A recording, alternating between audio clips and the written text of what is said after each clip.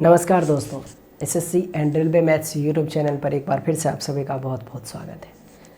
दोस्तों, आज के इस सेशन में हम लोग नंबर सिस्टम को आगे बढ़ाते हुए क्वेश्चन नंबर 16 से लेकर 30 तक के क्वेश्चन को सॉल्व करने वाले हैं। इस सेशन में आपको पता होगा, पिछले सेशन में हम लोगों ने नंबर सिस्टम की शुरुआत किया था और वहाँ पर हम लोगों ने इस बुक से क्वेश्चन नंबर 1 से लेकर 15 तक के क्वेश्चन को सॉल्व किया था। तो आइए सेशन की शुरुआत करते हैं। आज के इस सेशन में हम लोग क्वेश्चन नंबर 16 से लेकर 30 तक के क्वेश्चन को सॉल्व करने वाले हैं। देखिएगा, क्वेश्चन नंबर 16 को सवाल में कहा है x के किस मान के लिए 7 अंकों की संख्या 88 से विभाज्य है। x की क्या वैल्यू होगी वो आपको बताना है। बहुत सिंपल सा सवाल है। ऐसे बहुत सारे सवाल हम लोगों ने पिछले सेशन में सॉल्व किया था। अभी बहुत सारे सवाल आपको डिविजिबिलिटी रूल पे बेस्ड देखने को मिलेगा, लेकिन सब सवाल में अप्रोच क्या हो सकता है, उन चीज़ों पे ध्यान हमें रखना है। सवाल में कहा है कि 7 अंकों की संख्या और 7 अंकों की संख्या आपको दे रखा है 6913x08। ये 7 अंकों की संख्या जो है वह 88 से डिविजिबल है, ऐसा सवाल में हमें दे रखा है। तो हमसे पूछा है कि बताइए x की वैल्यू क्या होगा कि ये नंबर 88 से डिविजिबल हो जाए। इस x की वैल्यू, x की जगह कौन सी वैल्यू मैं रखूँ कि ये नंबर 88 से डिविजिबल हो जाए। आपको अच्छे से पता होगा, अगर कोई भी संख्या 88 से विभाज्य है तो 88 के सारे फैक्टर से भी वो संख्या निश्चित तौर पर विभाज्य होगी। अगर ये 7 अंकों की संख्या 88 से विभाज्य है तो निश्चित रूप से ये 7 अंकों की संख्या जो होगी वह 88 के सारे फैक्टर से भी विभाज्य होगी। तो 88 के ऐसे 2 फैक्टर में ढूंढ लेता हूँ जिनका HCF1 और LCM जो हो वह 88 हो। तो 88 के ऐसे 2 फैक्टर आपको मिल जाएंगे 8 और 11। मतलब ये कि ये 7 अंकों की संख्या 8 से भी विभाज्य है और 11 से भी विभाज्य है कि नहीं। तो हमसे पूछा है कि x की जगह पर मैं कौन सी वैल्यू रखूं, यहाँ पे कौन सी न्यूमेरिकल वैल्यू रखूं कि ये नंबर 8 से भी विभाज्य हो जाए और 11 से भी विभाज्य हो जाए। मतलब अगर 8 से भी विभाज्य हो जाए और 11 से भी विभाज्य हो जाए तभी ये संख्या 88 से विभाज्य हो सकती है कि नहीं। तो आपको बताना है x की वैल्यू क्या हो सकता है। आप सोचिए, हमें पता है कि ये नंबर जो है वह 8 से विभाज्य है और 11 से भी विभाज्य है। अगर ये 8 से विभाज्य है तो इसके लास्ट 3 डिजिट जो होंगे वह भी 8 से डिविजिबल होंगे। ये बात भी आपको अच्छे से पता है। तो अगर आप यहाँ पे x की वैल्यू निकालना चाहोगे ना तो x की बहुत सारी वैल्यू आपको देखने को मिल जाएगा। कब? जब आप 8 की डिविजिबिलिटी रूल इसमें आपको लगाते हो। अगर x की वैल्यू 8 की डिविजिबिलिटी रूल अगर आप इसमें लगाते हो तो सोचिए x की वैल्यू क्या क्या हो सकता है। आप 0 से लेकर 9 तक जाइए, बहुत सारी वैल्यू आपको देखने को मिल जाएगा। जैसे कि 0 रखोगे तब भी ये नंबर 8 से डिविजिबल हो जाएगा, क्योंकि 8 से डिविजिबल वही नंबर होते हैं जिसके लास्ट 3 डिजिट 8 से डिविजिबल होते हैं। तो अगर x की जगह पर आप यहाँ 0 रखते हो तब भी ये नंबर 8 से डिविजिबल हो जाएगा। 1 रखोगे तब भी ये नंबर 8 से डिविजिबल हो जाएगा। 3 रखोगे तब भी ये नंबर 8 से डिविजिबल हो जाएगा। 2 रखोगे तब ये नंबर 8 से डिविजिबल हो जाएगा। 4 रखोगे तब भी ये नंबर 8 से डिविजिबल हो जाएगा। 6 रखोगे तब भी ये नंबर 8 से डिविजिबल हो जाएगा। 8 रखोगे तब भी ये नंबर 8 से डिविजिबल हो जाएगा। मतलब जब 8 की डिविजिबिलिटी रूल अगर इसमें हम लोग लगा रहे हैं तो x की बहुत सारी वैल्यू हमें देखने को मिल रही है। तो इस सवाल से हमें क्या सीख मिल रही है? इस सवाल से हमें सीख ये मिल रही है कि अगर मैं x की वैल्यू, सबसे पहले अगर इसमें मैं 8 की डिविजिबिलिटी रूल लगाता हूँ तो मेरा समय ज़्यादा व्यतीत हो रहा है, ज़्यादा समय बर्बाद हो रहा है। तो उस दशा में मैं क्या करूँगा कि मैं x 11 की डायरेक्ट डिविजिबिलिटी रूल लगा दूँगा। क्योंकि अगर ये नंबर, हमें पता है कि इन्हीं 5-6 नंबर में से कोई एक नंबर हमारा जो है वह होने वाला है, उत्तर है। तो सबसे पहले इसमें 8 की डिविजिबिलिटी रूल ना लगा के मैं डायरेक्ट 11 की डिविजिबिलिटी रूल लगा देता हूं। तो हमें पता चल जाएगा कि एग्जैक्ट वह कौन सी संख्या है जिससे कि ये नंबर 8 से भी डिविजिबल हो जाए और 11 से भी डिविजिबल हो जाए। x की वह कौन सी वैल्यू होगी कि वह संख्या 8 से भी और 11 से भी विभाज्य हो जाए, वो हमें निकालना है। तो इसके लिए हमें इसमें डायरेक्ट मैं 11 की डिविजिबिलिटी रूल लगा देता हूँ। अब आपको पता होगा 11 की डिविजिबिलिटी रूल, एक एक संख्या को छोड़ कर सभी को जोड़ देना है। तो इसको भी ऐड कर दीजिए, इसको भी ऐड कर दीजिए। तो ऊपर से जब जोड़ोगे तो ये हो जाएगा 8 + 1 + 9 यानी 9 + x अब +6 यानी हो जाएगा ये कितना 15 + x, ये हो जाएगा। और नीचे से जब जोड़ोगे तो ये हो जाएगा 3 9 3 12, ये हो जाएगा 15 अब +x -15। इन दोनों के बीच का अंतर या तो 0 हो या 11 का मल्टीपल हो, तभी ये नंबर 11 से डिविजिबल होगा। तो देखिए इन दोनों के बीच का अंतर कितने का है, 3 का है। तो ये बनेगा x + 3 बराबर या तो 0 हो या 11 का मल्टीपल हो। तो देखिए 0 तो बन नहीं सकता है। 0 बनने के लिए यानी इन दोनों का सिम 0 तभी हो पाएगा जब x यहाँ पे नेगेटिव हो जाए, और x यहाँ पे नेगेटिव हो नहीं सकता है। तो x को पॉजिटिव लेना है तो ये हो नहीं सकता है। तो यहाँ पे अगर आप x की वैल्यू 8 रखोगे ना, 8 रखोगे तो 8 + 3 यानी कि 11 का मल्टीपल बन रहा है। तो उस दशा में x की वैल्यू क्या हो जाएगा, x की वैल्यू जो होगा वह 8 होगा, और यही इस सवाल का उत्तर है। तो ऐसे सवालों में समय बचाने के लिए सबसे पहले आपको ये ध्यान रखना है कि अगर कोई भी वैल्यू अगर आप लगा रहे हो, जैसे 8 की डिविजिबिलिटी रूल अगर हम लगा रहे हैं और हमें लग रहा है कि बहुत सारी वैल्यू अगर देखने को मिल रही है, तो उस दशा में यहाँ पे जो नंबर होगा उससे डिविजिबिलिटी रूल ना लगा के अगली संख्या से हमें डिविजिबिलिटी रूल लगाना है। जैसे कि हमने डायरेक्ट इसमें 11 की डिविजिबिलिटी रूल लगाया तो हमें पता चल गया कि x की एक ही वैल्यू पॉसिबल है, तब कि वह वैल्यू जो होगा वह 8 होगा, तभी ये नंबर 8 से भी और 11 से भी डिविजिबल हो पाएगा। बाकी ये नंबर x, यहाँ पे x के जगह पर ये सभी संख्या रखोगे तो ये 8 से तो विभाज्य होगा लेकिन 11 से नहीं विभाज्य होगा, है कि नहीं। हमें चाहिए दोनों से विभाज्य होने वाली संख्या, तो यहाँ पे x की वैल्यू जो होगा वह हमें 8 रखना होगा। आगे बढ़ते हैं क्वेश्चन नंबर 17 की ओर।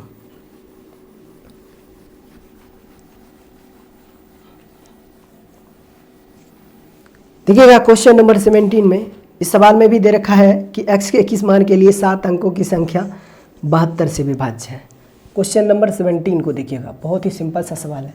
7 अंकों की संख्या और संख्या दे रखा है 5535 5535 0x2 0x2। ये नंबर जो है वह 72 से डिविजिबल है, ऐसा सवाल में हमें दे रखा है। तो हमसे पूछा जा रहा है कि बताइए x की वैल्यू क्या रखें कि ये नंबर 72 से विभाज्य है। हम सबको अच्छे से पता है कि ये 7 अंकों की संख्या अगर 72 से विभाज्य है तो निश्चित रूप से ये संख्या जो होगी वह 8 और 9 दोनों से विभाज्य होगी, तभी ये संख्या जो होगा वह 72 से विभाज्य हो पाएगा। अब हमें पता है कि ये संख्या 8 से भी विभाज्य है और 9 से भी विभाज्य है। हमसे पूछा जा रहा है बताइए x की किस वैल्यू के लिए ये नंबर 72 से डिविजिबल हो जाए, मतलब x की कौन सी वैल्यू यहाँ पे आप रखोगे कि ये नंबर 8 से भी विभाज्य हो जाए और 9 से भी विभाज्य हो जाए। तो मैंने अभी आपको कहा कि यहाँ पर x की वैल्यू अगर आप रखते हो, कोई भी वैल्यू रखोगे तो x 8 से अगर डिविजिबिलिटी रूल अगर इसमें आप लगाना चाहोगे, पहले अगर आप 8 से इसको भाग देकर चेक करना चाहोगे कि x की वैल्यू क्या क्या हो सकता है, तो उस दशा में आपको बहुत सारी वैल्यू देखने को मिल सकता है। तो मैंने आपको कहा जब x के बहुत सारी वैल्यू आपको देखने को मिले तो उस दशा में आपको अगला जो डिविजिबिलिटी रूल होगा उससे इसको भाग करना है। तो यहाँ पे देखिए नेक्स्ट जो है वह 9 है, तो सबसे पहले इसको हम 9 से चेक कर लेते हैं कि 9 से अगर मैं इसको डिवाइड करूँ तो x की वैल्यू क्या हो सकता है।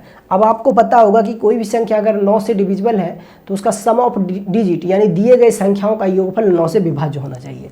तो चलिए सबको ऐड कर देते हैं। तो 2 5 7 3 10 10 10 20, ये नंबर हो जाएगा 20, अब प्लस x। अब अगर ये नंबर 9 से डिविजिबल है तो रिमाइंडर जो होगा वह 0 आना चाहिए, तभी ये नंबर 9 से डिविजिबल हो जाएगा। तब बताइए x की वैल्यू मैं यहाँ पे क्या रखूँ, कम से कम क्या रखूँ कि ये नंबर 9 से डिविजिबल हो जाए। तो आप कहोगे x की वैल्यू अगर आप 7 रखते हो तो ये संख्या जो होगी वह 9 से विभाज्य हो जाएगी। अब अगर मैं x की वैल्यू यहाँ पे अगर 7 रखता हूँ तो क्या ये नंबर 8 से डिविजिबल हो रहा है, तो आप कहोगे बिल्कुल डिविजिबल हो रहा है। इसके लास्ट 3 डिजिट 8 से डिविजिबल हो रहा है, मतलब ये नंबर जो होगा वह 9 से भी डिविजिबल होगा और 8 से भी डिविजिबल होगा। कब, जब x की वैल्यू 7 हो जाए। तो यही हमसे पूछा है बताइए x की वैल्यू क्या होगा, तो x की वैल्यू 7 होगा। देखिए कौन सा ऑप्शन है, ऑप्शन नंबर बी, और यही इस सवाल का जो 99 से विभाज्य है। तो आपको बताना है x का मान क्या होगा, x की क्या वैल्यू रखें कि वो नंबर जो होगा 99 से डिविजिबल हो जाए। 7 अंकों की संख्या है, संख्या आपको दे रखा है 8439 8439, आगे दे रखा है x53 ये 7 अंकों की जो संख्या है वह 99 से डिविजिबल है। तो आपको बताना है x का मान क्या होगा, x की क्या वैल्यू होगी। हमें पता है अगर ये 7 अंकों की संख्या 99 से विभाज्य है तो ये 7 अंकों की जो संख्या होगी वह 9 और 11 से भी विभाज्य होगी। ये बात अपने को अच्छे से पता है, क्योंकि अगर कोई भी संख्या 99 से विभाज्य हो रही है तो वो 99 के सारे फैक्टर से भी निश्चित रूप से विभाज्य होगी। तो 99 के 2 फैक्टर 9 और 11 भी है, मतलब ये नंबर अगर 9 से भी विभाज्य है और 11 से भी विभाज्य है तभी ये नंबर 99 से विभाज्य होगा। ये बात अच्छे से अपने को पता है। तो आपको बताना है कि x की वैल्यू मैं यहाँ पे क्या रखूँ, x की वैल्यू मैं यहाँ पे क्या रखूँ कि ये नंबर 9 से भी विभाज्य हो जाए और ये 11 से भी विभाज्य हो जाए।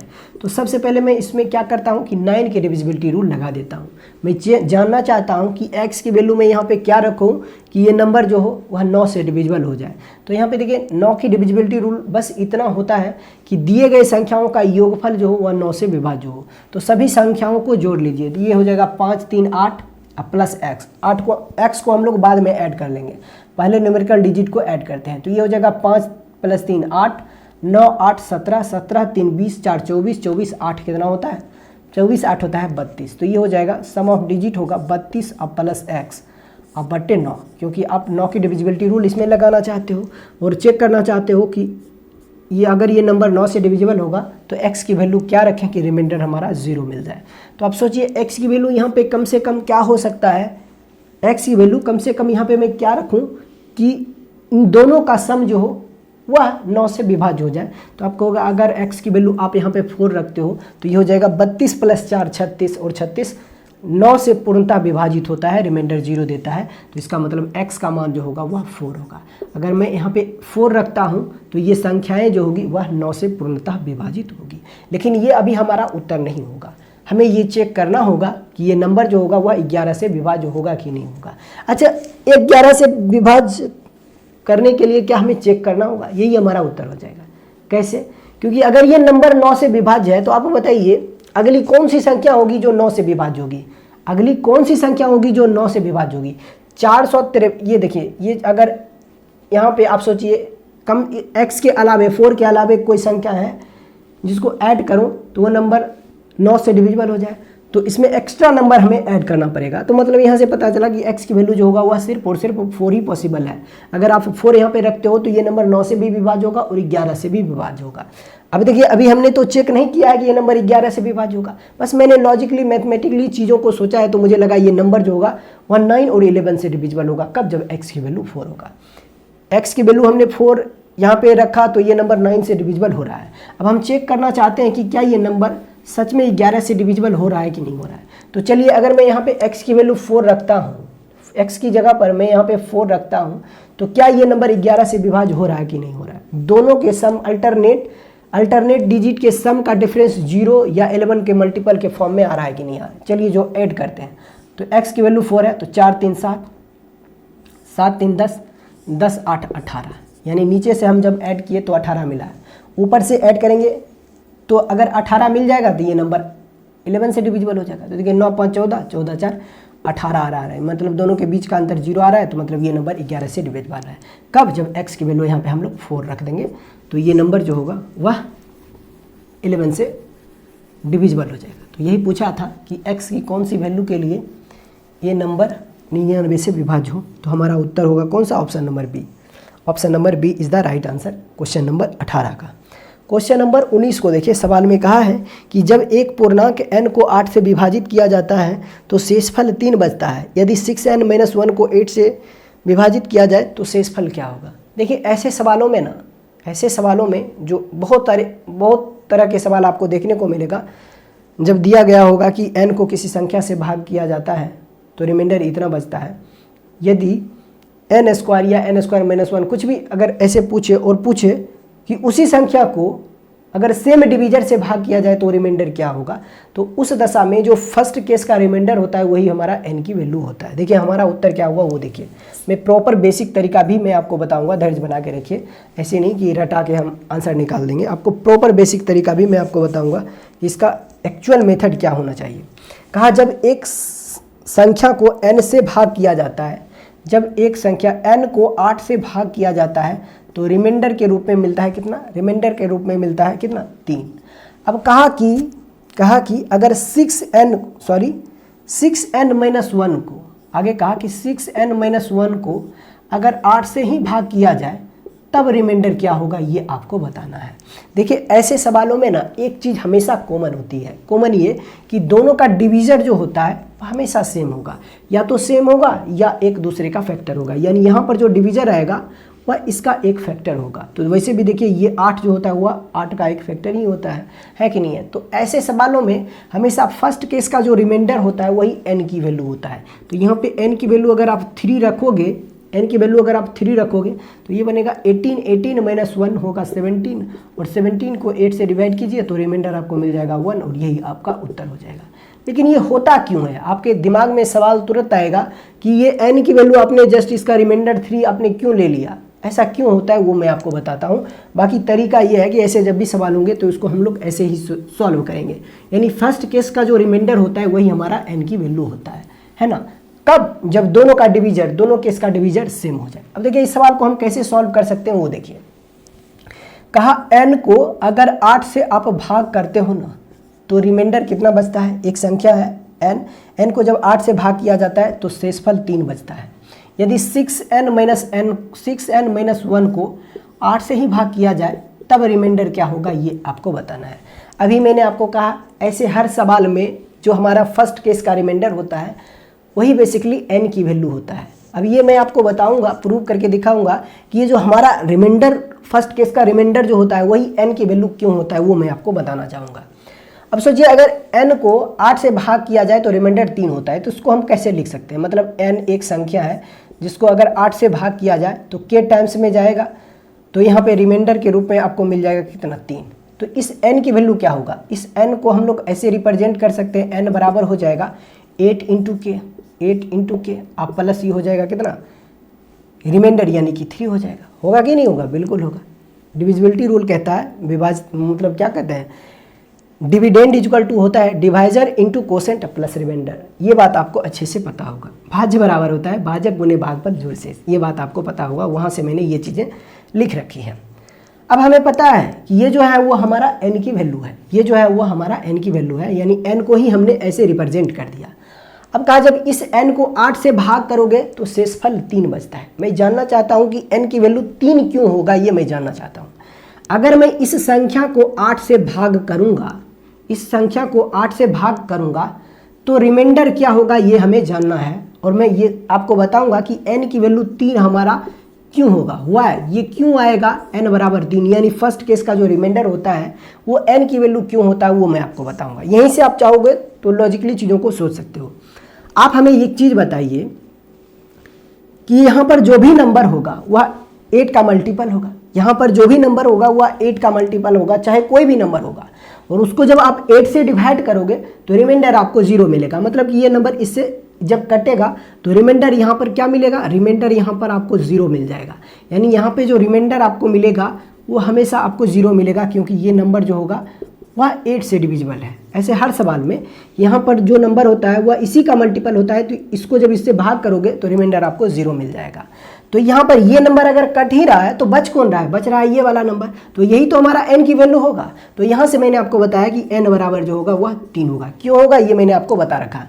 अगर देखिए इसी चीज़ को और आप स्टैंडर्ड फॉर्म में लिखना चाहते हो तो इसको हम लोग और ऐसे लिख सकते हैं, n बराबर हो जाएगा 8 के आप प्लस 3 आप बट्टे 8 है, इसको हम लोग लिख सकते हैं 8 के अपॉन 8 आप प्लस ये हो जाएगा 3 अपॉन 8। ये नंबर तो कट ही जाएगा, रिमाइंडर 0 दे देगा। तो यहाँ पे देखिए उस संख्या को जब आप 8 से डिवाइड कर रहे हो तो रिमाइंडर क्या मिल रहा है, 3 बन रहा है। तो यही तो हमारा n की वैल्यू बन रहा है कि नहीं है। तो यहाँ से मैंने आपको कहा कि फर्स्ट केस में जो रिमाइंडर होता है वही बेसिकली हमारा क्या होता है, n की वैल्यू होता है। कब, जब दोनों का डिवीजर सेम हो, या तो सेम हो या दोनों एक दूसरे का फैक्टर हो। तो ऐसे हर सवाल में यही चीज़ें आपको देखने को मिलेगा, है कि नहीं। बहुत सारे सवाल आपको एग्जाम में ऐसे देखने को मिलेगा। तो वहाँ पर जब भी डिवीजर सेम होगा तो बस n की वैल्यू जो होगा वह हमारा फर्स्ट केस का रिमाइंडर होगा, ध्यान रखना है। आइए क्वेश्चन नंबर 20 को हम लोग सॉल्व करते हैं। कहा कि एक संख्या n को जब 7 से विभाजित किया जाता है तो शेषफल 3 बचता है। यदि 6n को 7 से विभाजित किया जाए तो बताइए शेष क्या होगा। अब देखिए इसी सवाल में देखिए क्या दोनों का डिवीजर सेम है कि नहीं है। अगर डिवीजर सेम है तो फर्स्ट केस का रिमाइंडर हमारा n की वैल्यू होगा, यानी n बराबर आप यहाँ पे 3 रख दीजिए, 7 से डिवाइड कीजिए, रिमाइंडर 4 मिलेगा और यही आपका उत्तर होगा। क्वेश्चन नंबर 20 को देखिए। कहा n एक नंबर है जिसको कि 7 से भाग किया जाता है तब रिमाइंडर आपको मिलता है कितना, रिमाइंडर आपको मिलता है 3। अब कहा अगर 6n को 7 से ही डिवाइड किया जाए तब रिमाइंडर क्या होगा ये आपको बताना होगा।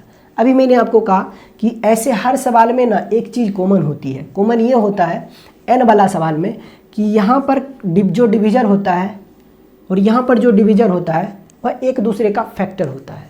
ये वाला जो फैक्टर होगा निश्चित रूप से यहाँ पर जो नंबर होगा डिवीजर होगा उसका एक फैक्टर होगा। अगर ये नंबर इसका एक फैक्टर है, मतलब या तो सेम होगा या यहाँ पर जो नंबर होगा वह इसका एक फैक्टर होगा, तो उस दशा में फर्स्ट केस का जो रिमाइंडर होता है वही हमारा n की वैल्यू होता है। तो यहाँ से n बराबर 3 आपको मिल गया है, तो आप यहाँ पे n की वैल्यू 3 पुट कर दीजिए तो आपको मिलेगा 18। 18 को 7 से डिवाइड कीजिए तो रिमाइंडर मिल जाएगा कितना 4। 7 दूना 14, 18 को 14 से माइनस कीजिए, रिमाइंडर 4 मिलेगा। और यही सवाल का होता है। आगे बढ़ते हैं। क्वेश्चन में कहा है एक संख्या है जो कि 8 से पूरी तरह से विभाज्य है, तो x का सबसे छोटा मान क्या होगा, x का सबसे छोटा पूर्णांक क्या होगा, यानी x की सबसे लीस्ट वैल्यू क्या होगी, ये आपको बताना है। बहुत ही सिंपल सवाल है। क्वेश्चन नंबर 21 को देखिए, एक नंबर है और नंबर आपको दे रखा है 10000 5x4 5x4। ये नंबर 8 से डिविजिबल है, तो आपको बताना है कि x की लीस्ट वैल्यू क्या हो सकता है, x का न्यूनतम मान क्या रखें यहाँ पर कि ये नंबर 8 से विभाज्य हो जाए। हमें पता है कि अगर ये नंबर 8 से विभाज्य है तो इसका लास्ट 3 डिजिट जो होगा वह 8 से डिविजिबल होगा। अब सोचिए मन ही मन कि x की वैल्यू मैं यहाँ पे कम से कम क्या रखूँ कि ये नंबर 8 से डिविजिबल हो जाए। अब सोचिए अगर मैं x की वैल्यू यहाँ पे 0 रखता हूँ तो क्या ये नंबर 8 से डिविजिबल हो रहा है?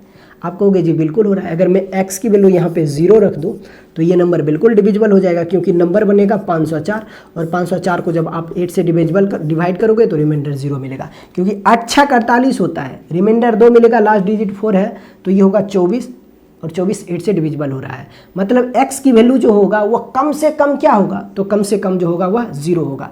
और ध्यान रहे कि सवाल में बोला है पूर्णांक, तो 0 एक पूर्णांक संख्या होता है, तो यही तो हमारा उत्तर होगा। बताइए 0 से छोटी कोई संख्या हो सकता है? हमें पता है कि यहाँ पर पॉजिटिव इंटीजर लेना है, पॉजिटिव इंटीजर लेना है, पॉजिटिव नंबर लेना है, तो x की वैल्यू जो होगा वह यहाँ पर 0 ही पॉसिबल हो सकता है, x की वैल्यू जो होगा। अच्छा कुछ और बोला है क्या? सबसे छोटा पूर्णांक, तो सबसे छोटा पूर्णांक जो होगा वह 0 ही होगा। अच्छा धनात्मक पूर्णांक अगर बोलता तब तो नेचुरल नंबर हमारा आ जाता है ना। यहाँ पर बोला है सबसे छोटा पूर्णांक, तो सबसे छोटा पूर्णांक जो होगा वह 0 ही होगा, है कि नहीं? अब बताइए x की वैल्यू यहाँ पे नेगेटिव तो हो नहीं सकती है, तो ये हमारा उत्तर होगा। हो सकता है आगे कोई और वैल्यू से ये नंबर 8 से डिविजिबल हो जाए, लेकिन हमसे पूछा है x की सबसे लीस्ट वैल्यू क्या होगा, तो उत्तर होगा ऑप्शन नंबर बी, यानी हमारा उत्तर होगा ऑप्शन नंबर बी, 0 होगा। x की वैल्यू अगर मैं यहाँ पे 0 रखता हूँ तो ये नंबर 8 से डिविजिबल हो जा रहा है। नंबर क्या था? क्वेश्चन नंबर 22 है। सवाल में कहा है कि 200 को जब x से भाग किया जाता है तो रिमाइंडर के रूप में 8 मिलता है। इसका क्या मतलब हुआ ये आपको बताना है। सबसे पहले हमसे ये पूछा जा रहा है कि x के कितने मान संभव हैं, how many possible value of x। मैं आपको बताऊंगा, अच्छे से धैर्य बना के रखिए कि how many possible value of x का क्या मतलब है, ये धैर्य बना के रखिए। अभी सिर्फ आप हमें ये बताइए, अगर 200 को x से हम भाग कर रहे हैं और शेषफल 8 मिल रहा है तो इसका क्या मतलब हुआ? इसका ये मतलब हुआ कि x की जो वैल्यू होगी वह 8 से बड़ी होगी, क्योंकि भाजक जो होता है वह शेषफल से हमेशा बड़ा होता है, डिवाइजर जो होता है वह रिमाइंडर से हमेशा बड़ा होता है। ये बात आपको अच्छे से पता होगा। जैसे मान लीजिए कि मैंने 8 को 5 से भाग दिया तो रिमाइंडर हमारा जो भी होगा वह 5 से छोटा होगा, रिमाइंडर जो भी होगा वह हमारा 5 से छोटा होगा। ये कंसेप्ट है, बेसिक चीज़ें हैं, आपको अच्छे से पता होगा। तो इसीलिए मैंने आपको कहा यहाँ पर एक स्टेटमेंट हमने यहाँ पे तैयार की है कि अगर 200 को x से भाग किया जा रहा है और रिमाइंडर 8 मिल रहा है तो हम कह सकते हैं कि x की वैल्यू जो भी होगी वह 8 से बड़ी होगी। ये बात हमें यहाँ से पता चल गया है। अब आपको बताना है कि x का कितना मान संभव है, x के कितने मान संभव है कि जब उसको हम 200 से भाग करें, 200 को जब भाग करें उस नंबर से तो शेषफल हमारा 8 मिल जाए। ये कितने बार संभव है ये आपको बताना है, और हमारा जो नंबर होगा वह 8 से बड़ा होना चाहिए। तो x के कितने मान संभव होंगे। मैं उम्मीद करूँगा कि आप सवाल को समझ पाए होंगे। अगर आप नहीं भी समझ पाए तब भी धैर्य बना के रखिए, आपको 100% चीज़ें समझ में आएगी। एक चीज़ आप हमें बताइए, सबसे पहले अगर 200 को x से भाग किया जाता है और रिमाइंडर 8 मिल रहा है तो इस 200 को हम कैसे रिप्रेजेंट कर सकते हैं। जैसे मान लीजिए अगर आप इस 200 को x से भाग देना चाहते हो और मान लीजिए कि k टाइम्स में लगा है तो रिमाइंडर आपका मिल गया है कितना 8, तो इस 200 को हम कैसे रिप्रेजेंट कर सकते हैं। तो 200 को रिप्रेजेंट हम कर सकते हैं divisor into quotient plus remainder. तो ये हो जाएगा 200 इक्वल टू 200 इक्वल टू हो जाएगा x इंटू के प्लस रिमाइंडर यानी कि 8। ऐसे हम लोग लिख सकते हैं, इस 200 को ऐसे लिख सकते हैं, कोई आपत्ति नहीं होना चाहिए। अब यहाँ से x इंटू के बराबर हम लोग लिख सकते हैं 192, इसमें भी आपको कोई आपत्ति नहीं होना चाहिए। सिमिलरली यहाँ से x की वैल्यू जो होगा वह 192 इक्वल टू के हो जाएगा। होगा कि नहीं होगा? होगा। अब यहाँ से सवाल बनना शुरू हो जाता है यानी x की वैल्यू जो भी होगा 192 को एग्जैक्ट डिविजिबल करेगा, डिवाइड करेगा। बट हमसे x की वैल्यू नहीं पूछा जा रहा है, हमसे पूछा जा रहा है x के कितने मान संभव होंगे, है ना। आप यहाँ पे देखिए, अच्छा एक चीज़ बताइए, अगर हमसे पूछता है इस सवाल में कि बताइए x के मैक्सिमम मान क्या हो सकते हैं, तो x का मैक्सिमम मान जो होता है वह 192 होता है। यदि पूछता है x का मैक्स वैल्यू बता दीजिए, तो मैक्स वैल्यू 192 होता है। यदि बोलता है कि x का मीन वैल्यू बता दीजिए, मीन वैल्यू बताइए, तो मीन वैल्यू जो होता है वह 1 होता है कि नहीं है। लेकिन हमसे ये ना पूछकर, ये दोनों चीज़ें ना पूछकर हमसे पूछा जा रहा है x के कितने मान संभव हैं। अब देखिए मान का मतलब क्या होगा, x के कितने मान संभव है, इसका मतलब क्या होगा वो अभी आपको अच्छे से समझ में आएगा। अब यहाँ पे जैसे ही k की वैल्यू आप चेंज करते जाओगे वैसे वैसे x की वैल्यू आपको मिलता जाएगा। जैसे k की वैल्यू हमने 1 रखा तो x के 1 मान संभव होंगे, x की वैल्यू हमने 2 रखा तो x के 2 मान रखे, सॉरी k की वैल्यू हमने 2 रखा तो x के 2 मान संभव, k की वैल्यू अगर हमने 3 रखा तो x के 3 मान संभव। यानी जो जो नंबर इसको डिवाइड कर रहा है, जितना बार कर रहा है, वो सारे इसके पॉसिबल वैल्यू होंगे, है कि नहीं है। तो यहाँ पर हमें कैसे पता चलेगा कि कितनी संख्या से 192 विभाज्य है, तो इसके लिए हमें क्या करना होगा, 192 का नंबर ऑफ फैक्टर निकालना होगा।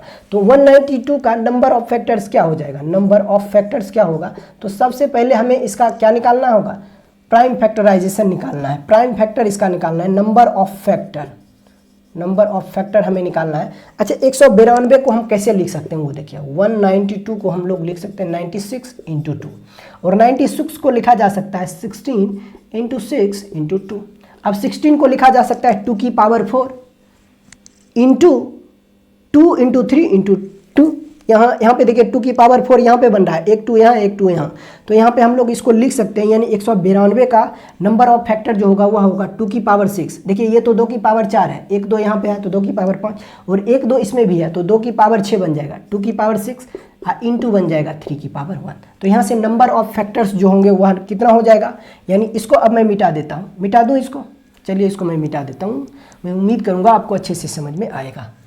चलिए यहाँ पे 192 का फैक्टर जो होगा, नंबर ऑफ फैक्टर जो होगा वह कितना हो जाएगा, 2 की पावर 7, 2 की पावर 6 इंटू 3 की पावर 1 है। तो इसके नंबर्स ऑफ फैक्टर जो होंगे, नंबर्स ऑफ फैक्टर्स जो होंगे वह कितना होगा, नंबर ऑफ फैक्टर्स जो होगा वह होगा 7 × 2 यानी कि 14 होगा। अब ध्यान रहे कि ये हमारा उत्तर नहीं होगा, ये x की वैल्यू नहीं होगा।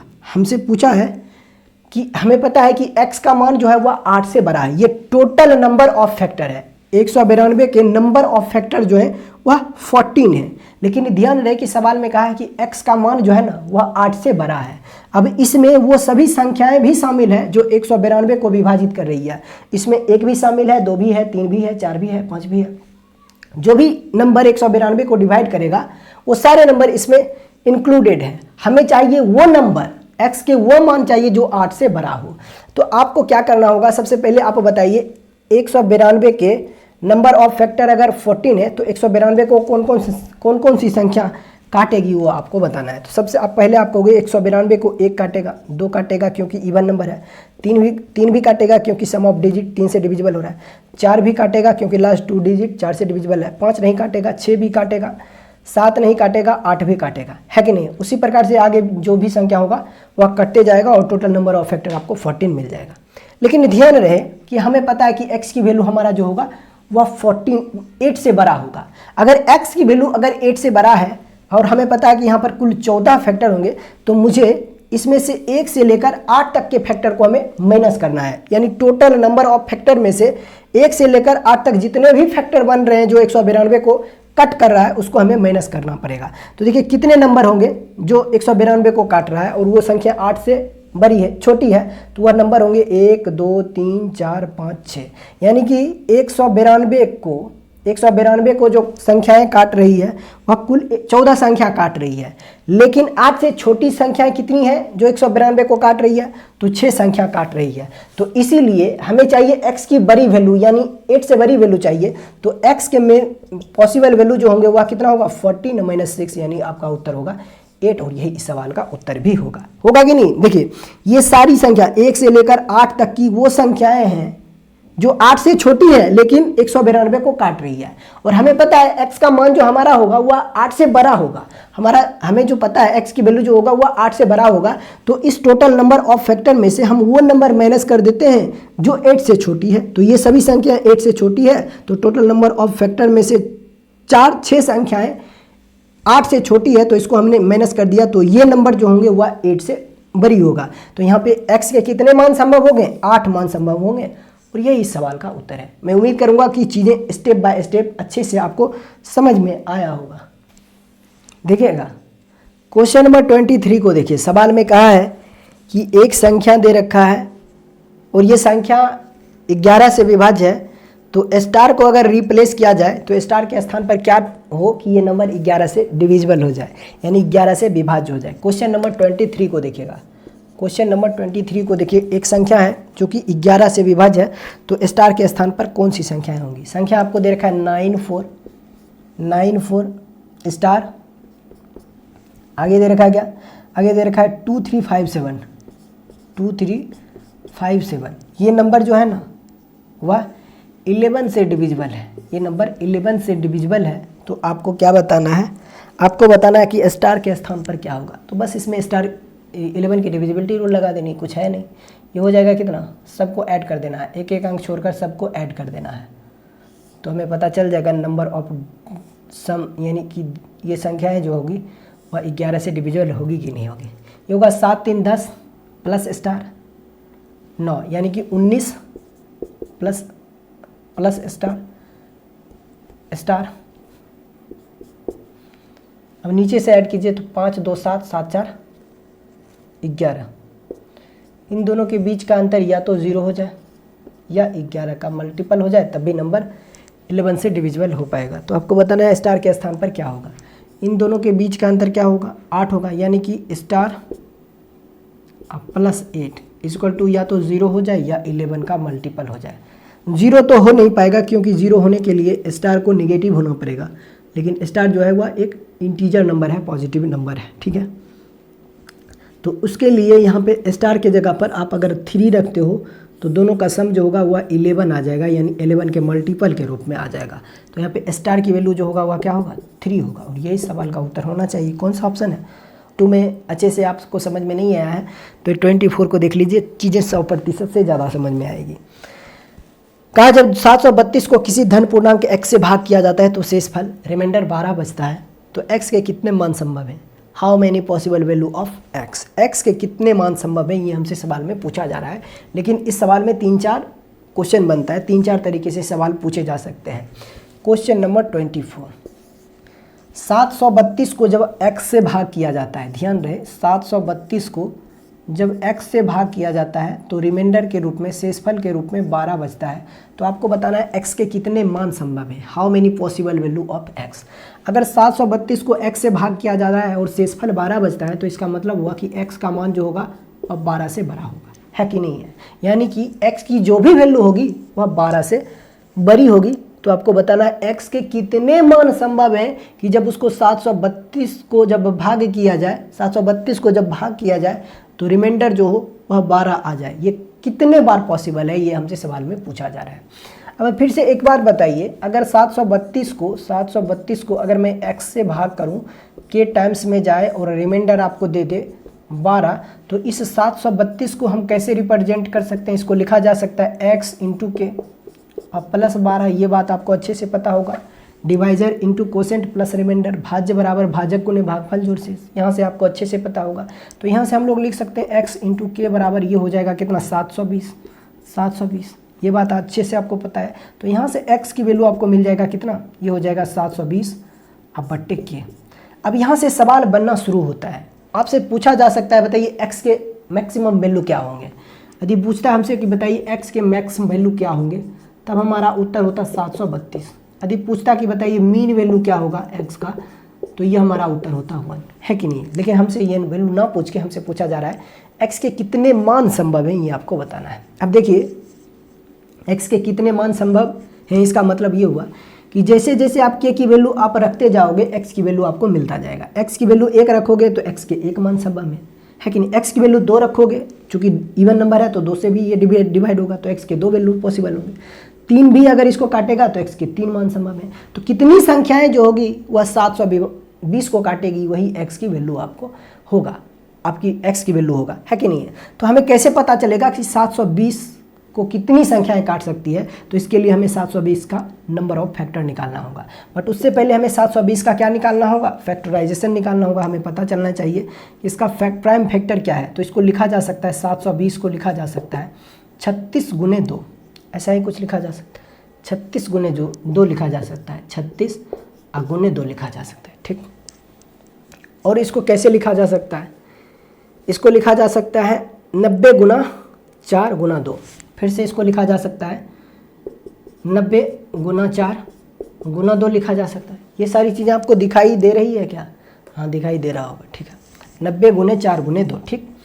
अब फिर 90 को लिखा जा सकता है 45 गुने 2 गुने 8, ऐसा लिखा जा सकता है। 45 को क्या लिखा जा सकता है, 45 को लिखा जा सकता है 3 का स्क्वायर गुने 5। अब ये हो जाएगा, ये 8 गुना 16 2 की पावर 4 है, ऐसा ही कुछ है कि नहीं। अब यहाँ से फैक्टर इसका हो जाएगा, प्राइम फैक्टर हो जाएगा कितना, इसको लिख सकते हैं 2 की पावर 4 गुने 3 की पावर 2 गुने 5 की पावर 1।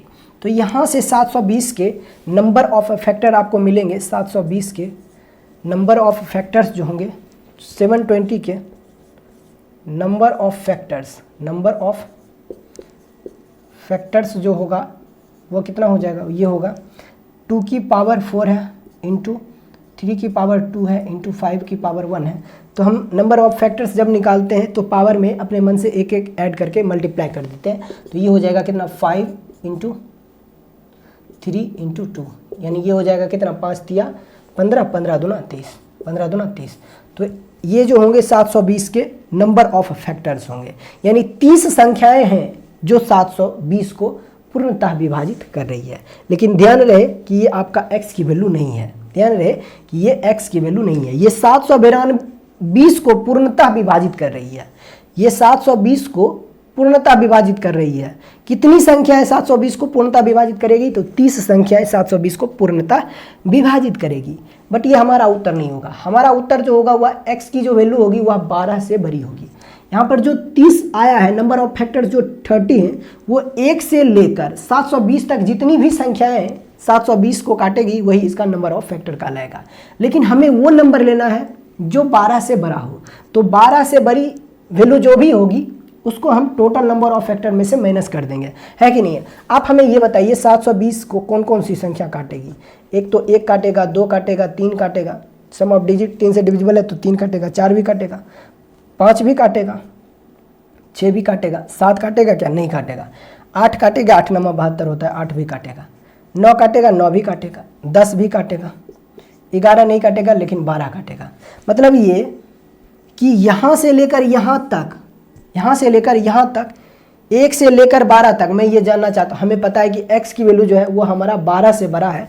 तो मैं क्या करता हूँ कि 1 से लेकर 12 तक की संख्या को टोटल नंबर ऑफ फैक्टर में से माइनस कर दूंगा, तो हमें मिल जाएगी, जो भी संख्या मिलेगी वह 12 से बड़ी मिलेगी। और यही वैल्यू हमें तो चाहिए। टोटल नंबर ऑफ फैक्टर में से वो फैक्टर आप माइनस कर दीजिए जिसका मान 12 से छोटा हो या 12 के बराबर हो। तो ये सारी वैल्यू हमें इसमें से माइनस कर देना है। यहाँ पे देखिए नंबर ऑफ फैक्टर्स कितने हैं जो 12 से छोटा है, तो वो हो जाएगा 1 2 3 4 5 6 7 8 9 10, यही है। तो यहाँ पे मिल जाएगा आपको टोटल नंबर ऑफ फैक्टर्स जो होंगे जो 12 से बड़ा होगा, वह होगा x की जो वैल्यू होगा वह होगा 30 माइनस 10, यानी उत्तर आपको मिल जाएगा 20। और यही इस सवाल का उत्तर होगा। x की जो वैल्यू होगा वह कितना हो जाएगा, 30 माइनस 10 इक्वल टू 20।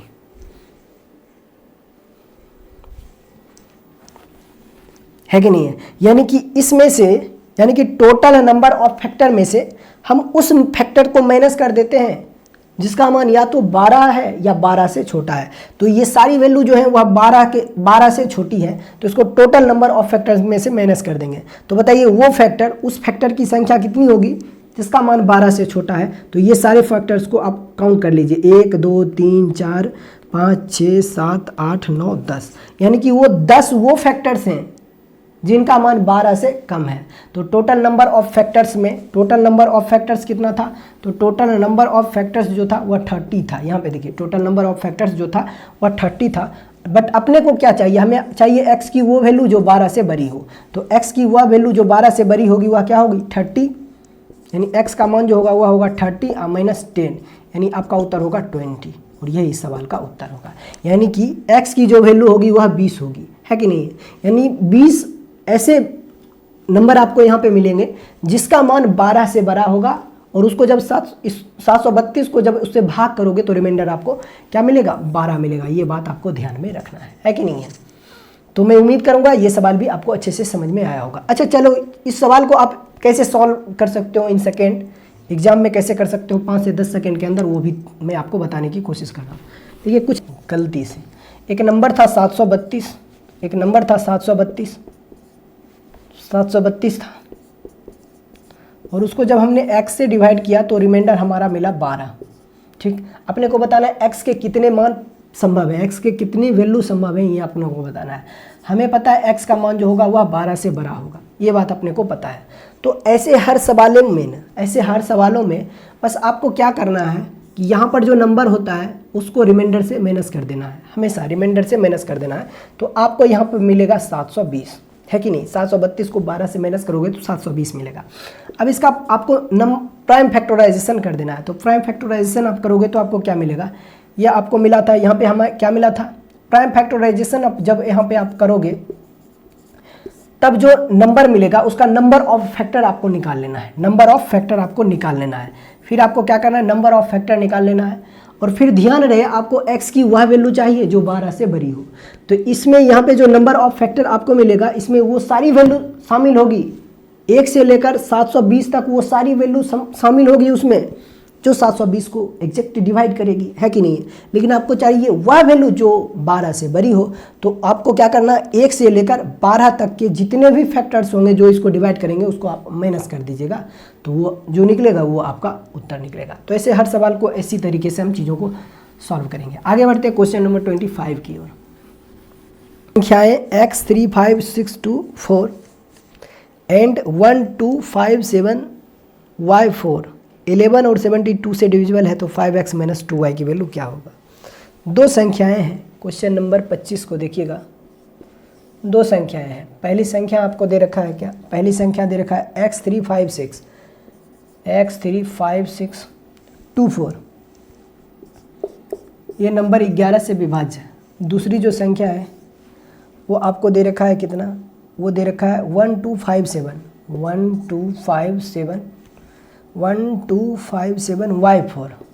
y4 ये नंबर 72 से डिविजिबल है। आपको बताना है 5x माइनस 2y की वैल्यू क्या होगी, यानी xy की वैल्यू हमसे पूछा जा रहा है। 5x माइनस 2y की वैल्यू क्या होगा। सबसे पहले इसमें 11 से भाग देता हूं तो हमें पता चलेगा कि इसमें x का मान क्या होगा, x की वैल्यू क्या होगा।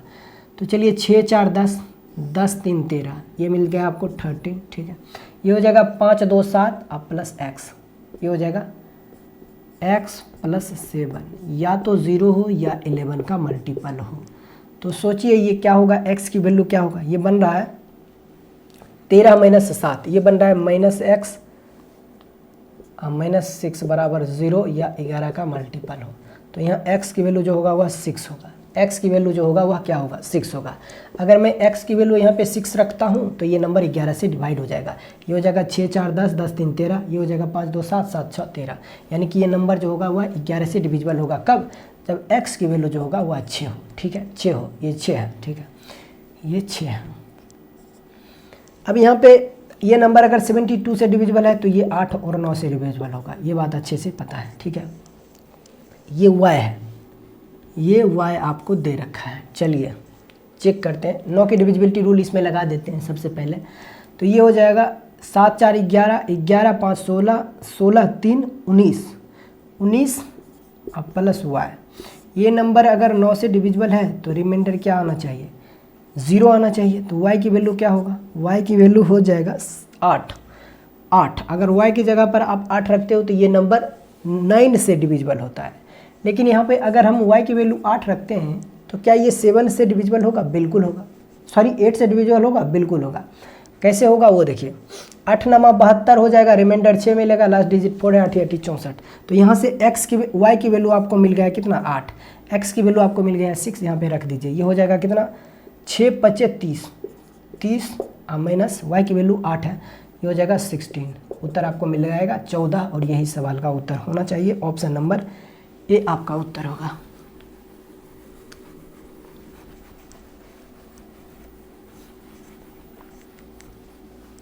क्वेश्चन नंबर 26 को देखिएगा। क्वेश्चन नंबर 26 को देखिए, सवाल में कहा है कि 200 से 800 के बीच ऐसी कितनी संख्याएं हैं जो ना तो 5 से और ना ही 7 से विभाज्य है, ये आपको बताना है। देखिए इस सवाल को कैसे एग्जाम में सॉल्व किया जा सकता है वो तरीके भी मैं आपको बताऊंगा और प्रॉपर बेसिक तरीके भी मैं आपको बताऊंगा। सबसे पहले देखिए वो तरीके जिससे आप इसको एग्जाम में सेकेंडों में सॉल्व कर सकते हो।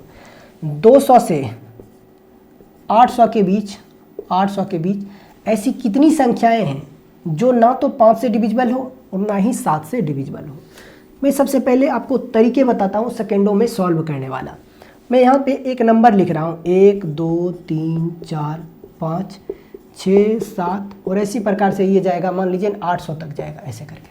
ठीक है, मैं आपसे एक सवाल अब पूछता हूँ कि बताइए 1 से 5 तक ऐसी कितनी संख्याएं हैं जो 5 से विभाज्य होगी। तो आप कहोगे सर 1 से 5 तक सिर्फ एक ही संख्या जो है जो 5 से विभाज्य है, तो उसको हम कैसे प्रदर्शित कर सकते हैं, कैसे एक्सप्रेस कर सकते हैं वो देखिए। अगर 1 से लेकर 5 तक सिर्फ एक ही संख्या 5 से विभाज्य है तो हम कह सकते हैं कि 1 से लेकर 5 तक 1/5 संख्या है जो 5 से विभाज्य है। अगर 1 से 5 तक 1/5 संख्या 5 से विभाज्य है तो कितनी संख्याएं 5 से विभाज्य नहीं होगी। इतनी संख्या अगर 5 से विभाज्य है तो 5 से नहीं विभाज्य होने वाली संख्या जो होगी वह 4/5 होगी, यानी इतनी संख्याएं 5 से विभाज्य नहीं होगी। और वैसे भी सोचिए, मैं आपसे पूछूंगा कि 1 से 5 तक कितनी संख्याएं 5 से विभाज्य नहीं होगी, तो 4 संख्या 5 से विभाज्य नहीं हो रही है, यानी कि 4 संख्याएं, कुल संख्या 5 है उसमें से 4 संख्या 5 से विभाज्य नहीं हो रही है, तो कुल मिलाकर इतनी संख्याएं 5 से विभाज्य नहीं होगी। हमें चाहिए क्या, हमें चाहिए 5 से विभाज्य नहीं होने वाली संख्या, है कि नहीं। तो 1 से 5 तक कुल मिलाकर 4/5 संख्याएं 5 से विभाज्य नहीं है। उसी प्रकार से मैं आपको बोलूँगा 1 से 7 तक कितनी संख्याएं 7 से विभाज्य नहीं है, तो आप कहोगे 1 से 7 तक कुल मिलाकर 6/7 संख्याएं हैं जो कि 7 से विभाज्य नहीं है कि नहीं है। 1 से लेकर 7 तक कुल मिलाकर 6/7 संख्याएं हैं जो 7 से विभाज्य नहीं है। तो हमसे पूछा जा रहा है कि बताइए 200 से 800 के बीच ऐसी कितनी संख्याएं होंगी जो 5 से और 7 से विभाज्य नहीं होना चाहिए, जो 5 से भी विभाज्य नहीं हो और 800 से भी, जो 5 से भी विभाज्य नहीं हो और 7 से भी विभाज्य नहीं हो। अब बताइए 200 और 800 के बीच कितनी संख्याएं हैं, 600 संख्याएं हैं, 600 संख्याएं। इसमें से 4/5 संख्याएं जो है वह 5 से विभाज्य नहीं है और इसमें से 6/7 संख्याएं जो है वह 7 से विभाज्य नहीं है। बस इसी को आप कैलकुलेट कर लीजिए, आंसर आपको मिल जाएगा। ये इससे हो जाएगा कितने बार में, 120 बार में, यही हो जाएगा। 120 × 600 होता है, 12 × 5 60 होता है। यहाँ पे मिल जाएगा 24 × 12, ये मिल जाएगा आपको 24 × 120। अब इसको आप 7 से भाग कर दीजिए तो रिजल्ट जो मिलेगा वो मिलेगा, यहाँ पे प्रोडक्ट जो होगा वो हो जाएगा कितना 2880/7। ठीक, तो 2880 को जब आप 7 से डिवाइड करोगे तो यहाँ पे इंटीजर वैल्यू आपको लेना है, आपको मिलेगा 411 पॉइंट समथिंग करके, बट आपको चाहिए सिर्फ इंटीजर वैल्यू, वो नंबर चाहिए जो ना तो 5 से विभाज्य हो और ना ही 7 से विभाज्य हो। तो हमारा उत्तर होगा 411 और यही सवाल का उत्तर है। तो ऐसे हम सेकंडों में सॉल्व कर सकते हैं। मैं उम्मीद करूँगा तरीके भी आपको अच्छे से समझ में आया होगा, है ना।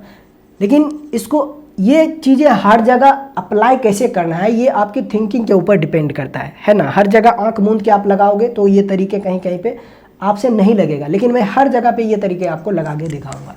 अब इसी सवाल को कैसे हम ट्रेडिशनली कर सकते हैं वो तरीका भी देख लीजिए, है ना।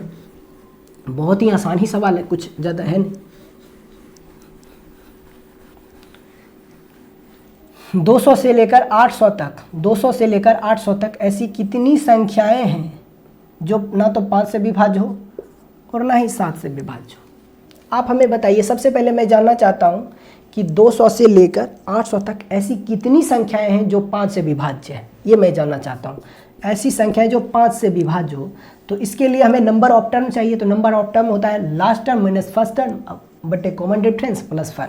+1, ये बात आपको पता है। तो नंबर ऑफ टर्म्स जो होगा वह होगा 800 - 200 अपॉन कॉमन डिफरेंस, यानी कि 5 का नंबर ऑफ टर्म आप जानना चाहते हो, आप +1, तो ये आपको मिल जाएगा कितना 600 बट्टे 5, आप +1 हो जाएगा। तो यहाँ से आपको पता चलेगा कि सिर्फ 5 से विभाजित होने वाली संख्या 200 से 800 के बीच 500 से विभाजित होने वाली संख्या जो होगी वह 121 होगी। होगा कि नहीं होगा? सिमिलरली हमें 7 से चाहिए, तो 7 से चाहिए तो सबसे पहले बताइए कि 200 से 800 के बीच ऐसी कितनी संख्याएं हैं जो 7 से विभाज्य है। तो पहली कौन सी संख्या होगी जो 7 से विभाज्य होगी? आप हमें बताइए। 200 7 से विभाज्य है क्या? नहीं है। 200 हमने यहाँ पर इसलिए लिया था क्योंकि वो 5 से डिविजिबल था। 800 हमने इसलिए लिया था क्योंकि वो 5 से डिविजिबल था, तो इसलिए मैंने last term minus first term बटे कॉमन डिफरेंस +1 कर दिया। लेकिन चूंकि ये नंबर 7 से डिविजिबल नहीं है, तो सबसे पहले हमें ढूंढना है कि फर्स्ट टर्म कौन होगा जो 7 से डिविजिबल हो जाए। अब देखिए 700 ये हो जाएगा, रिमाइंडर 6 देगा, 0 हो गया। अगर मैं यहाँ पे 3 रख लूँ, यानी कि 203 अगर पहली संख्या में ले लूँ, क्या ये 7 से डिविजिबल है? 7 दूना 14, रिमाइंडर 6, 3 7 63, यानी 7 से डिविजिबल है। यानी कि पहली संख्या जो होगी वह 203 होगी। और आखिरी संख्या क्या होगा? तो ये हो जाएगा आखिरी संख्या, हमें 800 तक जाना है, तो ये हो जाएगा 770। 7 से डिविजिबल है, 7 चौक 28, 7 से डिविजिबल है, 770 + 28 यानी कि 798 हो जाएगा। यानी आखिरी संख्या जो होगा वह 798 हो जाएगा। ऐसा ही होगा, पहली संख्या 203 और आखिरी संख्या जो होगा वह 798 होगा जो 7 से डिविजिबल होगा। हमें चाहिए नंबर ऑफ टर्म्स कितने होंगे जो 707 से डिविजिबल होंगे। तो last term minus first term बटे कॉमन डिफरेंस +1 हो जाएगा। ये हो जाएगा 798 - 203 बटे 7 अब +1, ये हो जाएगा कितना? ये हो जाएगा 525, ये हो जाएगा कितना 5, ये हो जाएगा कितना 9, ये हो जाएगा कितना 5 बटे 7 +1। ये आपको क्या देगा? ये देगा 7 8 56, 7 5 35, 85 1 86, 86 संख्याएं हैं 200 से लेकर 800 के बीच में जो 7 से विभाज्य है। अब अपने को चाहिए कुछ ऐसे संख्या भी होते हैं जो 7 और 5 से भी डिविजिबल होता है, यानी कि 35 से। तो सबसे पहले बताइए कि 35 से विभाज्य होने वाली पहली संख्या क्या होगी? 35 से 200 तो विभाज्य नहीं है, फिर क्या हो सकता है? क्या हमारा 210 35 से डिविजिबल होगा?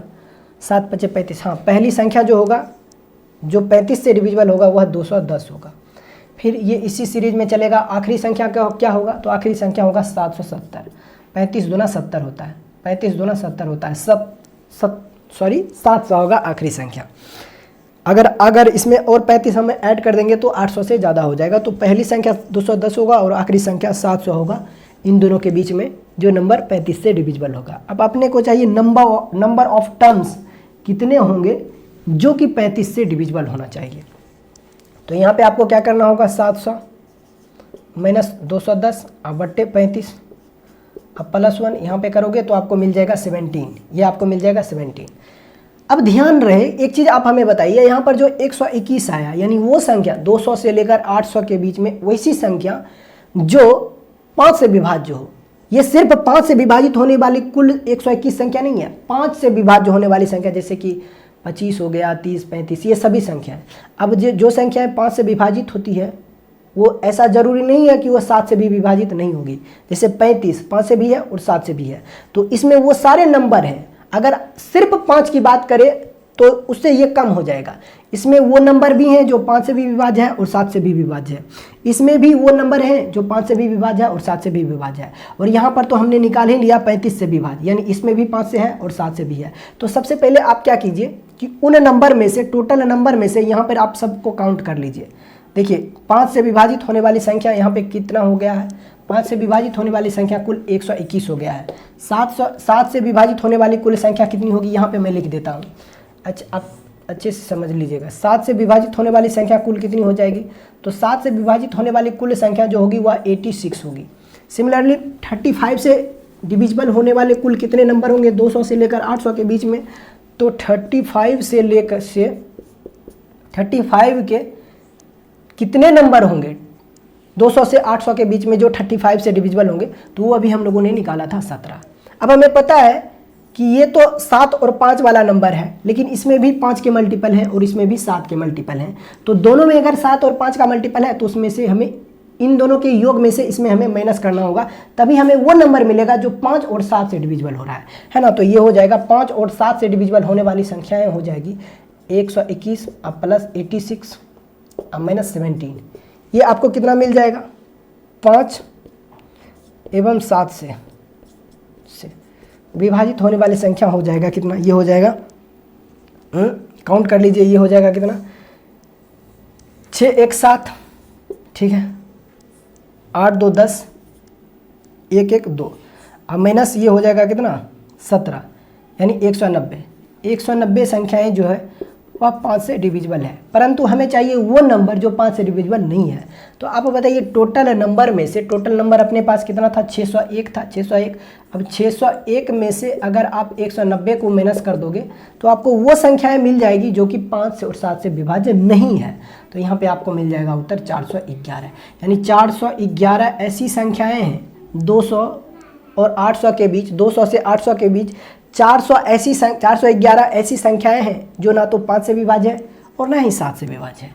तो मैं उम्मीद करूंगा ये सवाल भी आपको अच्छे से समझ में आया। सवाल में कहा है एक 9 अंकों की संख्या है जो कि 99 से विभाज्य है, तो आपको बताना है तीनों वेरिएबल का सम कितना होगा, x plus y plus z का मान कितना होगा। बहुत सिंपल सा सवाल है। क्वेश्चन नंबर 27 देखिए, 9 अंकों की संख्या है, संख्या आपको दे रखा है 708x 708x 6y8 z9। ये 9 अंकों की जो संख्या है वह 99 से डिविजिबल है, तो आपको बताना है x plus y plus z का मान कितना होगा, तीनों वेरिएबल का सम कितना होगा, ये आपको बताना है। आपको पता होगा, एक बात अच्छे से पता होगा कि अगर ये 9 अंकों की संख्या 99 से विभाज्य है तो एक बात तो आपको अच्छे से पता है कि ये 9 अंकों की संख्या जो होगी वह 9 और 11 से भी पूर्णतः विभाजित होगी, ये बात आपको अच्छे से पता होगा। अब इस सवाल में एक बार हमें 9 की डिविजिबिलिटी रूल लगानी है और एक बार 11 की डिविजिबिलिटी रूल लगानी है, तभी हमें x plus y plus z की वैल्यू को पता कर सकते हैं कि x plus y plus z की वैल्यू क्या हो सकती है।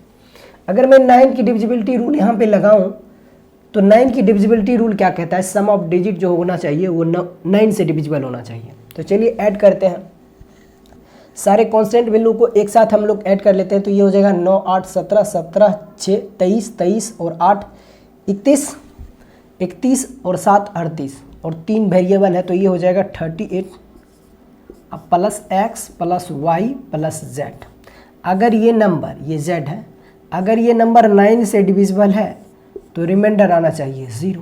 तो सोचिए x plus y plus z की वैल्यू क्या हो सकता है, x plus y plus z की वैल्यू क्या हो सकता है। तो आप कहोगे अगर x plus y plus z की वैल्यू यहाँ पे 7 रखते हो तो ये नंबर 9 से डिविजिबल हो जाएगा, होगा कि नहीं होगा।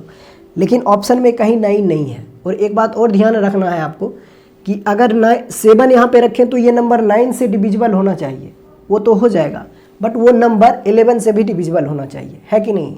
ये नहीं कि सिर्फ 9 से डिविजिबल हो जाए और 11 से डिविजिबल ना हो, तो ये बात भी आपको ध्यान में रखना है। अब यहाँ पे सोचिए एक और केस बनेगा, एक और केस बनेगा, एक और केस बनेगा। एक बार हमने 9 की डिविजिबिलिटी रूल लगाया तो हमें ये रिजल्ट मिला है। अब एक बार और मैं अगर 11 की डिविजिबिलिटी रूल लगाता हूँ तो वहाँ से हमें क्या पता चलता है, वो देखिए 11 की डिविजिबिलिटी रूल लगाओगे तो सभी इवन प्लेस पे जितने भी नंबर हैं उन सब को ऐड कर लीजिए। ये सब बात आपको अच्छे से पता होगा क्योंकि हम लोगों ने 11 पे बेस्ड बहुत सारे सवाल सॉल्व किए हैं। तो ये हो जाएगा 9 अब प्लस 8 17 प्लस 6 23 प्लस 8 31 अब प्लस 7, ये हो जाएगा 38 माइनस हो जाएगा। इन तीनों को सबको ऐड करना है, ऑड प्लेस पे जितने भी नंबर है उन सबको ऐड करना है। तो ये है z plus y plus x plus 0, तो ये हो जाएगा 38 माइनस एक्स प्लस वाई अब प्लस जेड। इन दोनों के बीच का डिफरेंस या तो 0 हो या फिर 11 का मल्टीपल हो, तो वो नंबर जो होगा वह 11 से डिविजिबल हो पाएगा। आप सोचिए ज़रा कि यहाँ पे x plus y plus z की वैल्यू क्या हो सकता है। अब ऑप्शन के जरिए हम चीज़ों को उठाएंगे। देखिए क्या हमारा उत्तर ऑप्शन नंबर ए हो सकता है क्या? अगर मैं देखिए जो भी ऑप्शन आप रखोगे वो दोनों जगह पे सेटिस्फाइड करना चाहिए। अगर आप ऑप्शन ए को लेकर चलते हो और यहाँ पे आप 27 रखते हो तो ये हो जाएगा 38, और 27 अब प्लस 38 इन दोनों का सम जो होना चाहिए वो 9 से डिविजिबल होना चाहिए। तो ये देखिए ये हो जाएगा 7 + 8 कितना हो जाएगा 15 यानी कि 5, ये हो जाएगा 6, ये कितना हो जाएगा 6। अब 65 जो होता है वो 9 से डिविजिबल नहीं होता है, ये बात आपको ध्यान में रखना है। तो इसलिए हमारा उत्तर ऑप्शन नंबर ए नहीं होगा। अब ऑप्शन नंबर ए नहीं होगा तो क्या आपका उत्तर ऑप्शन नंबर बी हो सकता है? 38 में 5 जोड़ोगे ऐड करोगे तो ये नंबर तो 9 से ही डिविजिबल नहीं होगा। सिमिलरली उसी प्रकार से ऑप्शन नंबर डी भी नहीं होगा, क्योंकि डी को अगर आप जोड़ते हो तो ये मतलब यहाँ पे अगर ऑप्शन नंबर डी अगर लेते हो तो ये हो जाएगा 9 + 38 यानी कि 47, और 47 9 से डिविजिबल नहीं है। तो एक ही ऑप्शन बचा ऑप्शन नंबर सी, और यही आपका उत्तर भी हो जाएगा। देखिए अगर मैं यहाँ x + y + z की जगह अगर मैं 16 रखता हूँ तो 38 + 16 कितना हो जाएगा? ये हो जाएगा 54।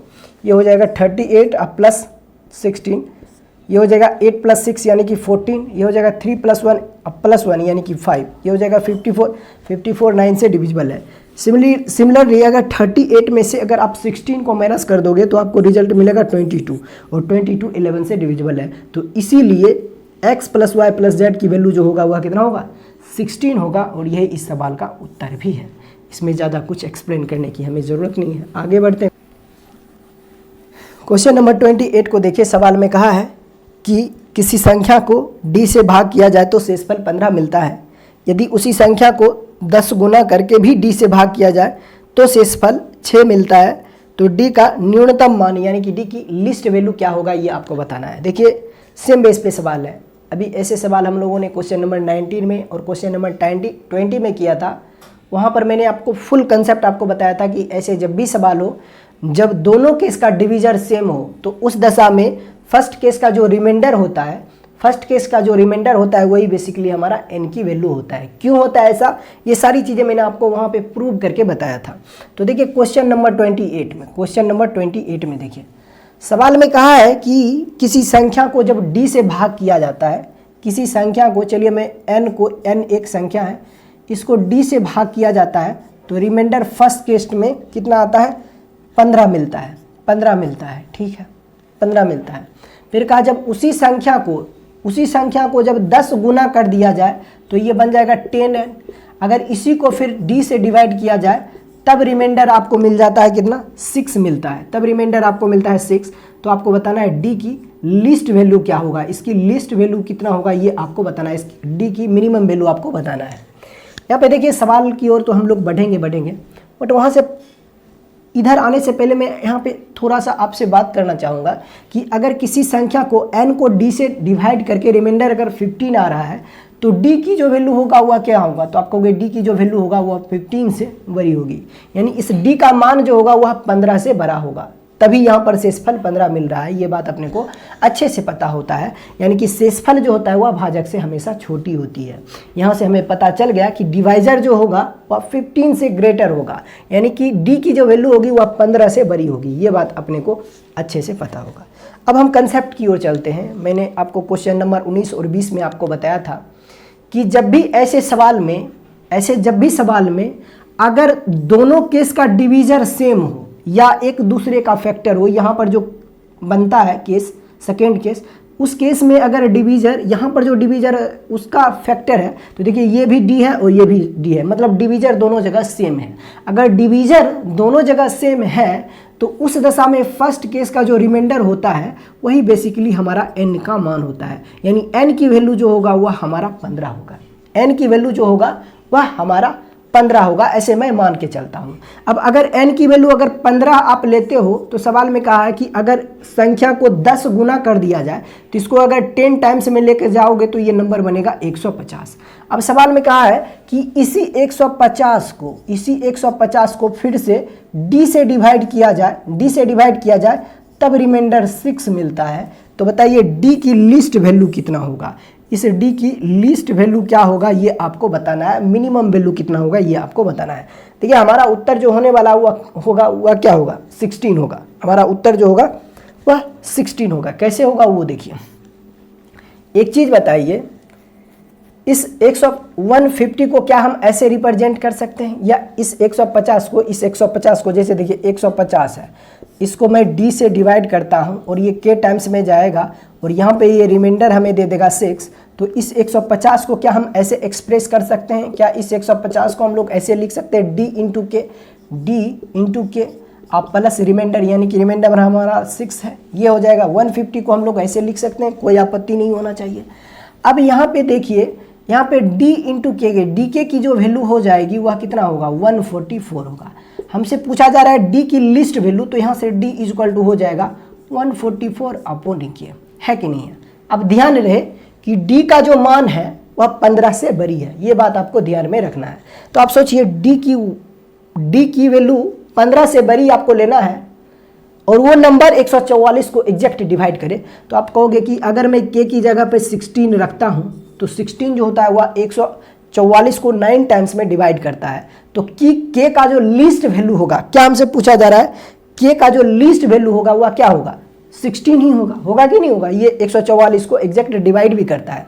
ऑप्शन में 18 भी दे रखा है, 18 जो होगा, अच्छा बताइए 18 भी 144 को डिवाइड कर रहा है, बट 16 और 18 दोनों में से लीस्ट कौन है, मिनिमम कौन है, तो मिनिमम है 16 और यही हमारा उत्तर हो जाएगा। बाकी दो ऑप्शन तो हो ही नहीं सकता, ऑप्शन नंबर ए और डी तो हो ही नहीं सकता, इस पे बात ही नहीं करना है, क्योंकि डी की वैल्यू जो होगी वह 15 से बड़ी होगी, तो ये दोनों नंबर तो 15 से छोटी है, तो यहाँ इस पे तो हमें बात ही नहीं करना है। बस यहाँ पे मैंने 18 का जिक्र इसलिए कर दिया क्योंकि कई लोगों को लग रहा होगा कि 18 भी उत्तर हो सकता है। 18 हो सकता था, अगर ये मिनिमम की बात नहीं होती, मैक्सिमम की बात होती तो हो सकता था, लेकिन मैक्सिमम की बात नहीं हो सकती है। मैक्सिमम अगर होता तो ऑप्शन में और भी बहुत सारे नंबर दिए गए होते।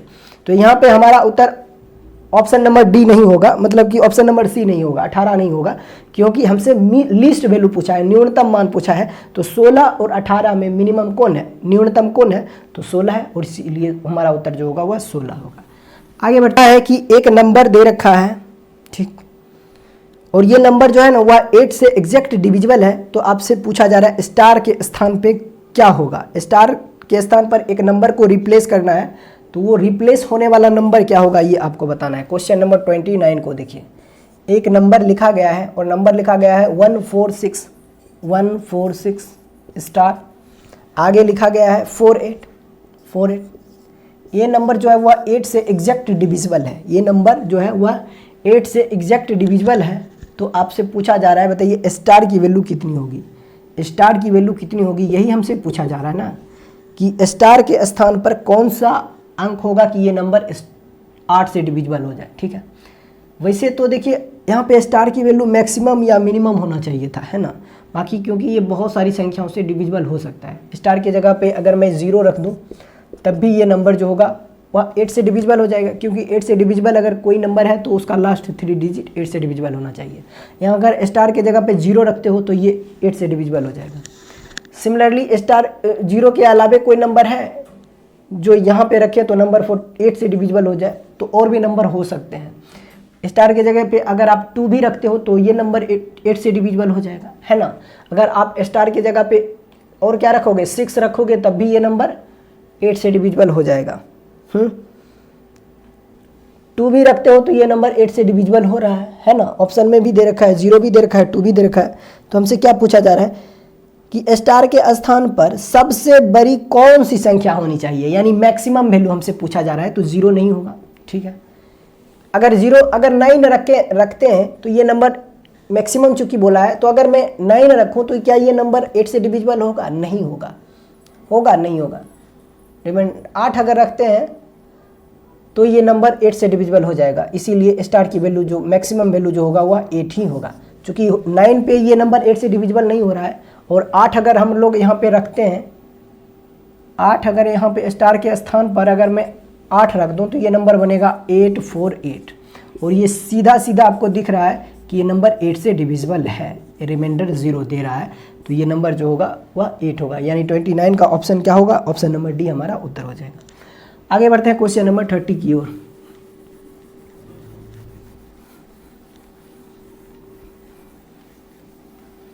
देखिए क्वेश्चन नंबर 30 दे रखा है सवाल में कि एक संख्या दे रखा है जो कि 9 से डिविजिबल है, तो आपसे पूछा जा रहा है बताइए 2x की वैल्यू क्या होगा। बहुत ही सिंपल सवाल है।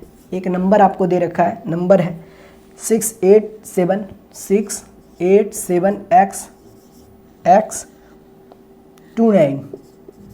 ये नंबर 9 से डिविजिबल है, तो 2x की वैल्यू क्या होगा। हम सबसे पहले x निकालना चाहते हैं, और ये नंबर अगर 9 से डिविजिबल है तो सम ऑफ डिजिट जो होगा वह 9 से डिविजिबल होगा, यानी इन सभी संख्याओं का योगफल 9 से डिविजिबल होगा।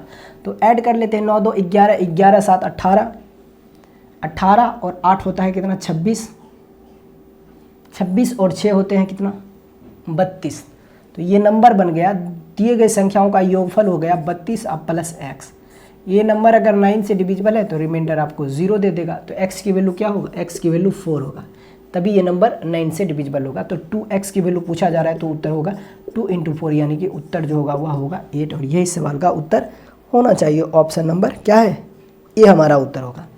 आगे बढ़ते हैं क्वेश्चन नंबर 31 की ओर। देखिए कहा है वह सबसे बड़ी संख्या कौन सी है जो कि स्टार के स्थान पर आनी चाहिए और ये नंबर 4 से डिविजिबल होना चाहिए। क्वेश्चन नंबर 31 की ओर हम लोग बढ़ते हैं। क्वेश्चन नंबर 31 को देखिएगा, क्वेश्चन नंबर 31 को देखें, और ये आखिरी सवाल होगा आज के सेशन का। कहा कि एक नंबर लिखा गया है, नंबर है 2365 स्टार 4। ये नंबर जो है ना वह 4 से डिविजिबल है। तो बताइए स्टार के स्थान पर मैक्सिमम, स्टार की वैल्यू सबसे बड़ी क्या हो सकती है, यानी स्टार का मैक्सिमम मान क्या होगा। इसके जगह पर क्या बड़ी से बड़ी वैल्यू रखें कि ये नंबर 4 से डिविजिबल हो जाए। देखिए 4 से डिविजिबल होने के लिए बस लास्ट 2 डिजिट 4 से डिविजिबल होना चाहिए। आप सोचिए अगर मैं 9 रखता हूँ, चूँकि स्टार की मैक्सिमम वैल्यू हमसे पूछा जा रहा है, तो अगर मैं 9 रखूँ तो ये नंबर बन जाएगा 94, और ये क्या 8 से डिविजिबल है, क्या नहीं है। 8 से डिवाइड करोगे तो देखिए 14 बनेगा, 14 8 से डिविजिबल नहीं है। लेकिन 8 अगर रखते हो ना, 8 अगर रखते हो तो ये नंबर 8 से डिविजिबल हो जाए, 4 से डिविजिबल हो जाएगा, क्योंकि ये 84 बनाएगा और ये होगा 4 से डिविजिबल होगा। 4 दूना 8, 4 एकम 4। तो यहाँ पे स्टार की मैक्सिमम वैल्यू जो होगा वह कितना होगा 8 होगा, और यही सवाल का उत्तर है।